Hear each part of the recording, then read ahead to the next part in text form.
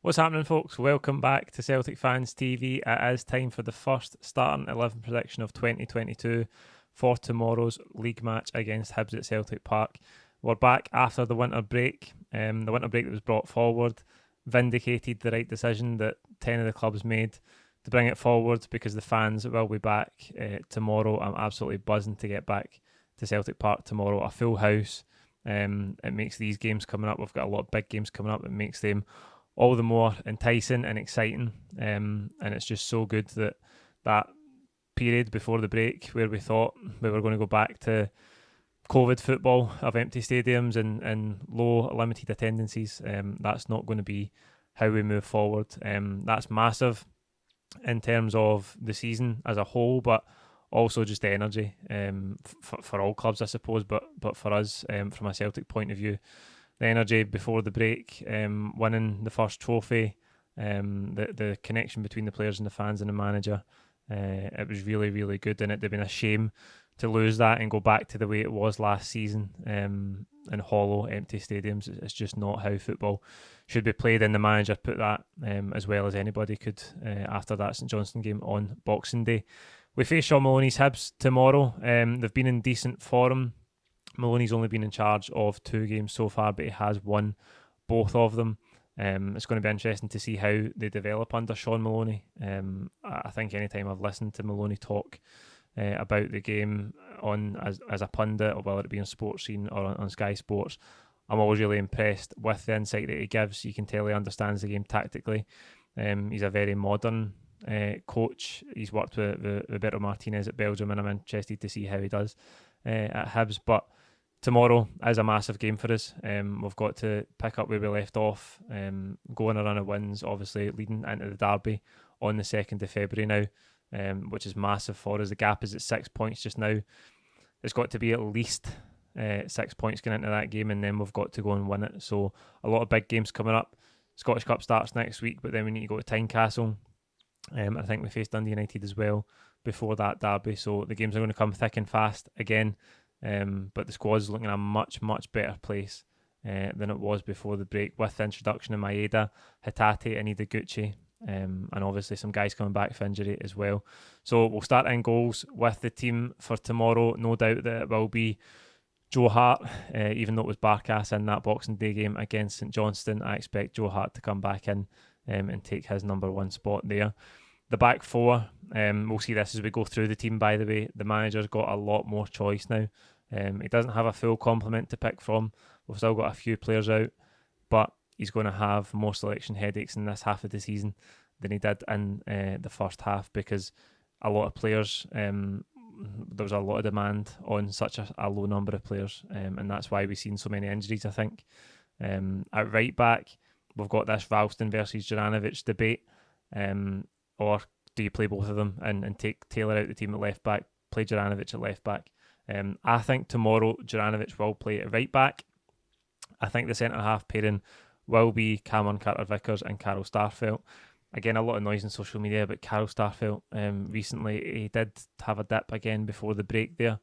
But I just think there's too much talking about him. I think he's a good player. He showed that for a spell there.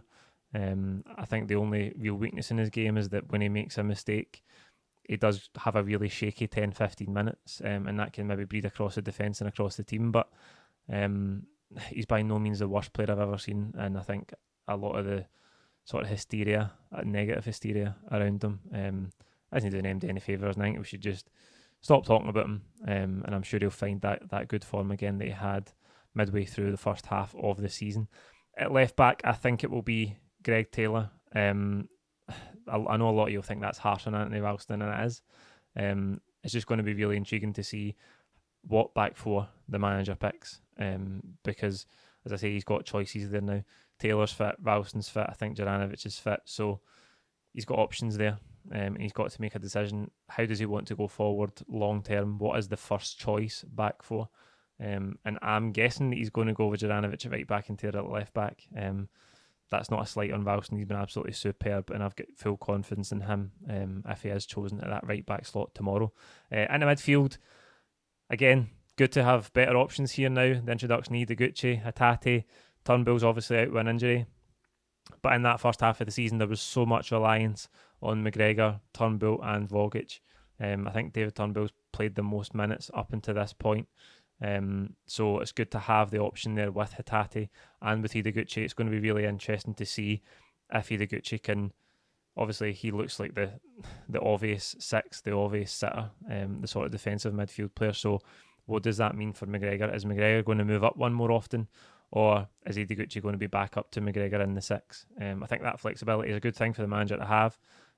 Different games will demand different approaches in midfield. We know that. I think tomorrow, though, we're going to see Near Beaton start in that sixth position. I don't think we'll see Ideguchi start the game. I'm dying to see all of these new players, by the way. I can't wait to see them in the team. I just think Beaton had found a good bit of form there before the break, back in midfield. He obviously scored the third goal against St Johnstone, a really good finish. I thought his all-round performance that day was pretty good. So I think Beaton will keep his place. And in front of them, Callum McGregor, that means obviously moving up to the 8th position. Alongside Tom Rogic, Turnbull out. Again, a lot of reliance on Rogic from a creative point of view. But hopefully the players we've got back in contention further up the pitch can sort of lessen that burden on him. He was brilliant in the first half of the season, Tom Rogic. Probably the best football that he's ever played for Celtic. Definitely the best football without the ball that he's ever played. I think without the ball, his pressing intensity, his fitness levels are as good as I've ever been in a Celtic career. So he's in a good place, and long may that continue. The front three, on the right-hand side, I'm going to go with Leo Abada. Again, he played really well as a number 9, actually. Just before the break in that game against St Johnstone, he could have had a hat-trick. He was absolutely really, really good. I thought his movement was brilliant. I think the most similar type of movement we've seen to Kyogo. I know that we rely so heavily on Kyogo's movement when he's in the team. But I thought Abada even played quite well, was back to goal, and he made really good runs and scored 2 good goals as well. I think he'll be on the right-hand side tomorrow, though. The front of the pitch is still where we're slightly limited with injuries. Forrest is out. Well, in fact, he might be back fit now, but he's had so many problems with injuries, James Forrest. I don't think we can rely on him to play week in and week out. I think we've got to manage his fitness because he's had so many different niggling problems in the last 18 months to 2 years. So I know he's been training. When I'm just saying that there, I'm correcting myself because I've seen pictures and videos of him in training, but I don't know where he's at with his fitness. And as I say, he's been quite unreliable in that first half of the season because those niggling injuries just don't seem to go away. So I think he'll be on the right-hand side, Abada. On the left-hand side, the main man is back, Felipe Jota, back in training. I fully expect him to start this game. Massive boost for us to have him back. He was brilliant for us. We really missed him after he got injured. I think it was the Hearts game, wasn't it? That Thursday night game against Hearts where he pulled up with that hamstring injury. Back training, a lot of talk about whether we're going to try and get that permanent deal done this month. I think the rumours have died down in the last week to 10 days. I did see he was up IKEA with his mum and dad right enough, so hopefully that's a sign that he's he's thinking about staying here more permanently. We'll just have to wait and see, but there's no doubt he's a huge boost for us. Can go either way.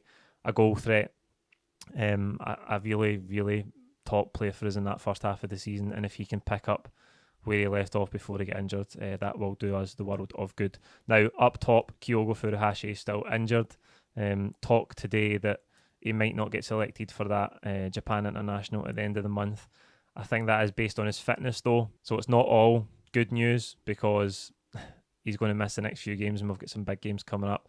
And then thinking about that derby against Rangers, it might even be touch and go for that. I don't know. We'll just need to wait and see how it develops. A huge miss for us, of course. The best player by a country mile. Only Jota, I think, really competing with him in that first half of the season. You could throw Rogic in there as well. But I think in terms of the front three, he was the absolute standout. He's been so good for us. But I do think we'll see a debut for Daisen Maeda tomorrow. I think he looks relatively similar to Kyogo. Maybe naive to think that Maeda can come in and be just as good as Kyogo and just as quickly because Kyogo's impact was instant. But similar in that he's really quick.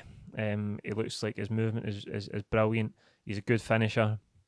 I think he's aggressive without the ball as well, so that's going to really help us in what the front three will look like when Kyogo comes back in. I know Maeda can play from the left-hand side as well. We might see Jota on the right, and a front three of Jota, Maeda and Kyogo certainly gets me excited. So I think against the ball, pressing, Maeda can really bring us a lot of energy. Kyogo sets the tempo and did so for most of that first half of the season without the ball, really aggressive.